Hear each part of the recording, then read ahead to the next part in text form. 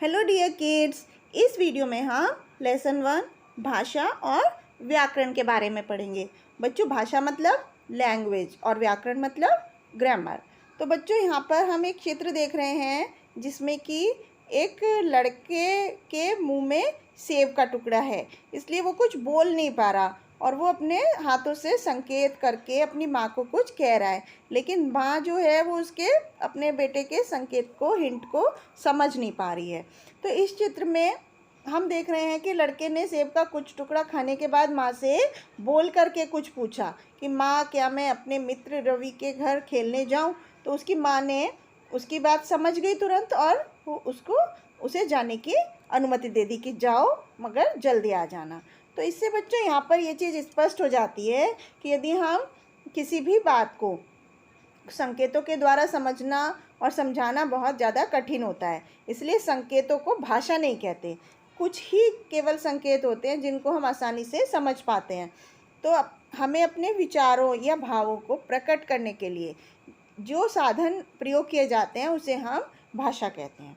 अब आप समझिए कि भाषा क्या होता है। जब हमें अपनी कोई बात किसी दूसरे व्यक्ति तक पहुंचानी होती है या दूसरे के द्वारा कही हुई बात अपने को समझनी होती है, तब हम एक भाषा का प्रयोग करते हैं। तो भाषा का प्रयोग किस लिए किया जाता है? भाषा अपने विचारों को दूसरे तक पहुंचाने के लिए और दूसरों के विचार को समझने का एक साधन होती है। अब हम पढ़ते हैं भाषा के रूप। भाषा कितनी तरह की होती है? बच्चों, हम ये बात समझ चुके हैं कि कोई बोली गई बात को हम सुनकर और लिखी हुई बात को पढ़कर समझ सकते हैं कि अगर कुछ लिखा हुआ है तो हम उसे पढ़कर समझ सकते हैं, और यदि कोई बोल रहा है तो उसे हम सुनकर आसानी से समझ सकते हैं। तो इसी आधार पर भाषा के हम दो रूप मानते हैं, एक तो मौखिक भाषा और दूसरी लिखित भाषा। मौखिक भाषा क्या होती है बच्चों? जिसमें कोई एक व्यक्ति अपनी बात बोलकर कहता है और सामने वाला व्यक्ति सुनकर उसकी बात को समझता है। जैसे कि यहाँ पर चित्र में ये माँ जो है अपने बेटे आर्यन को अपने मुंह से कुछ शब्द बोलकर उठा रही है। वो बोल रही है, आर्यन उठो वरना देर हो जाएगी, ऐसा उसकी माँ ने बोला। तो आर्यन अपनी माँ की आवाज़ को सुनकर बैठ जाता है। तो इस तरह से इस पिक्चर में दिखाई गई जो माँ है उसने अपनी बात को बोलकर आर्यन को समझा दी और आर्यन ने सुनकर उनकी बात को समझ लिया। तो इस तरह का जो कन्वर्सेशन होता है, बातचीत होती है, विचारों का आदान प्रदान होता है, उसको हम मौखिक भाषा बोलते हैं। अब संकेत भी भाषा के मौखिक रूप में ही आते हैं। तो बोलकर विचारों को प्रकट करने वाली भाषा को हम मौखिक भाषा बोलते हैं। और लिखित भाषा क्या होती है? जब हम लिख करके अपनी बात को समझाते हैं और सामने वाला पढ़ करके हमारी बात को समझता है, तो उसे हम लिखित भाषा बोलते हैं। तो लिखकर अपने विचारों को प्रकट करने वाली भाषा को हम लिखित भाषा बोलते हैं। अब हम पढ़ते हैं बच्चों अलग अलग भाषाओं के बारे में। तो हमारा देश बच्चों बहुत बड़ा है। यहाँ पर एक भाषा नहीं बोली जाती, अलग अलग राज्यों में बहुत सारी भाषाएं बोली जाती हैं। जैसे कि पंजाब में पंजाबी, गुजरात में गुजराती, केरल में मलयालम, तमिलनाडु में तमिल और असम में असमिया भाषा बोली जाती है। और हिंदी बिहार, राजस्थान, उत्तर प्रदेश, मध्य प्रदेश, हरियाणा, उत्तराखंड, झारखंड, छत्तीसगढ़, इन सब राज्यों में हिंदी बोली जाती है। अब बच्चों, हम अलग अलग देशों की भाषाएं पढ़ते हैं। अलग अलग देशों में अलग अलग भाषाएं बोली जाती हैं। जिस तरह से हमारे देश के अलग अलग राज्यों में अलग अलग भाषाएं बोली जाती हैं, उसी तरह से अलग अलग देशों में भी अलग अलग भाषाएं बोली जाती हैं। जैसे कि नेपाल में नेपाली, चीन में चीनी, जापान में जापानी, फ्रांस में फ्रेंच, जर्मनी में जर्मन, इस तरह से अलग अलग देशों में अलग अलग भाषाएं बोली जाती हैं। अब हम बच्चों पढ़ते हैं लिपि। लिपि क्या होती है? जैसे आपने पढ़ा है 10, 20, 50, 100, इनके नोट देखे हैं। तो नोटों पर अलग अलग तरीके से लिखा होता है।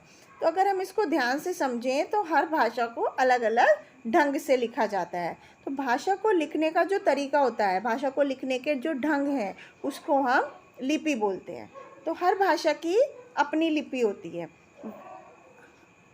अब हम पढ़ते हैं बच्चों व्याकरण के बारे में। व्याकरण क्या होता है? व्याकरण वो शास्त्र है जिससे हम किसी भी भाषा का शुद्ध रूप से बोलना, शुद्ध रूप से लिखना और अशुद्ध पढ़ना सीखते हैं। कि संस्कृत भाषा को सीखने के लिए व्याकरण का ज्ञान बहुत ज़रूरी है। तो भाषा को समझने के लिए व्याकरण के कुछ चीज़ों को समझना ज़रूरी है, जैसे कि वर्ण विचार, शब्द विचार और वाक्य विचार। तो सबसे पहले हम समझते हैं वर्ण विचार क्या होता है। इसके अंदर क्या चीज़ आती है, जो अक्षर होते हैं, जो वर्ण होते हैं, उनका जो आकार है, उनका वर्गीकरण, उनका बोलने का स्थान, जगह और किस किस चीज़ से कोशिश की जाती है वो बोलने की, उन पर बातचीत की जाती है। और शब्द विचार क्या होता है, इनके अंतर्गत हम शब्दों को, बच्चों वर्णों को मिला करके शब्द बनते हैं। तो शब्दों के रूप का, उनकी संरचना, किस तरह से वो बनाए गए हैं, प्रकृति, प्रत्यय, इन सब चीज़ों पर विचार किया जाता है। इसके बाद हम पढ़ रहे हैं वाक्य विचार। वाक्य विचार क्या होता है, इसके अंदर देखो बच्चों ऐसा होता है, सबसे छोटी इकाई होती है वर्ण या अक्षर, और उस अक्षरों को मिला करके शब्द बनते हैं और शब्दों को मिला करके वाक्य बनते हैं। तो वाक्य विचार में क्या होता है, इसके अंदर वाक्यों की संरचना, वाक्य किस तरह से बनाए जाते हैं, वाक्यों का संस्कृत में अनुवाद मतलब उनको ट्रांसलेट करना, इन सब चीज़ों पर विचार किया जाता है। तो बच्चों इस तरह से हमने इस लेसन में क्या क्या चीज़ें पढ़ी कि हम बोलकर और लिखकर दो तरीक़ों से अपने विचारों को प्रकट कर सकते हैं। तो भाषा के दो रूप होते हैं, जिसको हम बोलकर व्यक्त करते हैं तो वो मौखिक भाषा हो जाती है, और जब हम लिखकर अपनी बातों को व्यक्त करते हैं, अपने भाव को व्यक्त करते हैं, तो उसको हम लिखित भाषा बोलते हैं। और भाषा को लिखने का जो ढंग होता है उसे हम लिपि कहते हैं। और व्याकरण से हम भाषा के शुद्ध रूप का ज्ञान समझते हैं, ज्ञान करते हैं, शुद्ध रूप को लिखना पढ़ना सीखते हैं। तो ये था बच्चों भाषा के बारे में और व्याकरण के बारे में। आशा है आपको समझ में आया होगा। इसके बाद हम कुछ इसके ग्रामर पोर्शन की तरफ चलते हैं।